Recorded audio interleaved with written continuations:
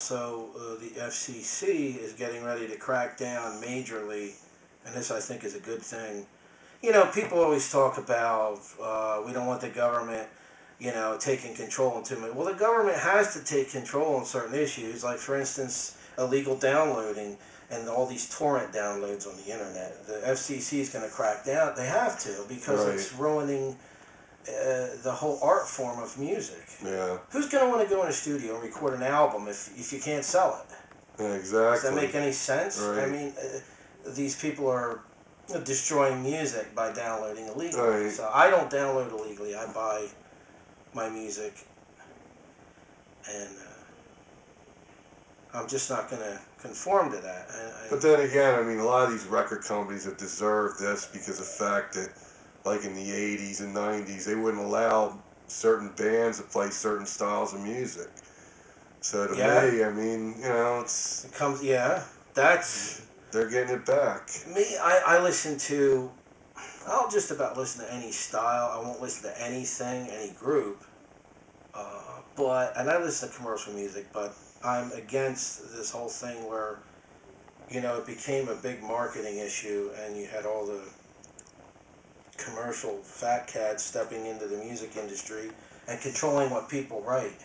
Right. People should be allowed to. I'm not against commercialism, but people should be allowed, if they want to enter a studio and do an album, they should be allowed to do an album like they want to do.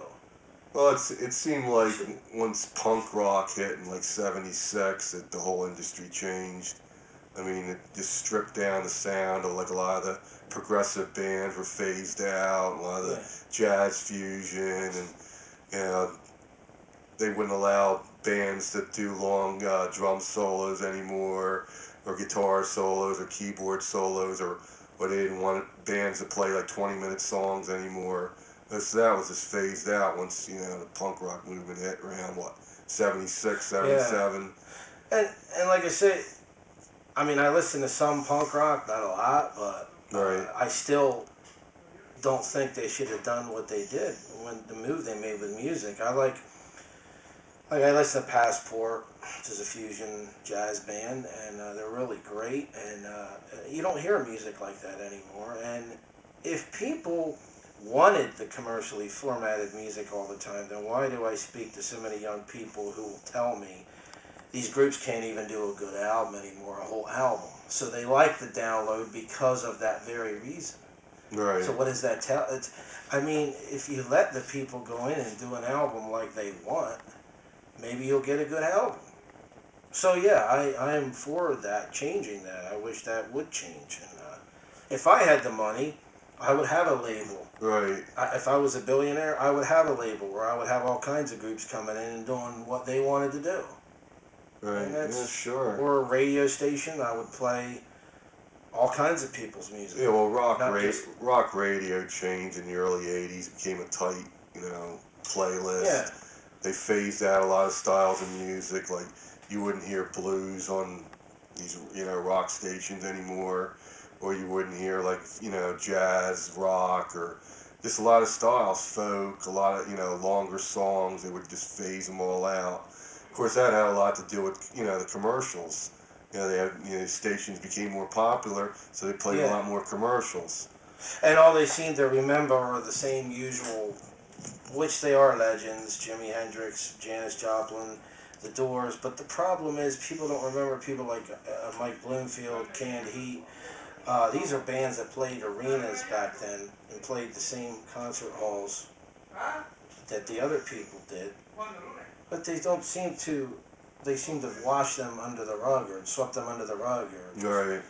And that's not. And then the major stations in the area will have a playlist of 500 people instead of 5,000 people.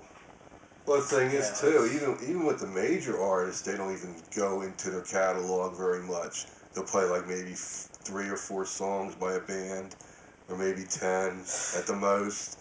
And you got bands that put out, 30, 40, 50 albums, and they're only playing like 5 songs by them. It always cracks me up when I run into somebody and I'll mention Blue Oyster Cult, and they'll go, "Oh, they were. What do they have? Three songs, three Yeah, good there songs, you go. three Exactly. good songs." There's an example. I know an entire album by Blue Oyster Cult called Secret Treaties, and I bet you that most people don't even know one song that's on it. It's like a band like Jethro Tull. They get typecast, as far as Aqualung.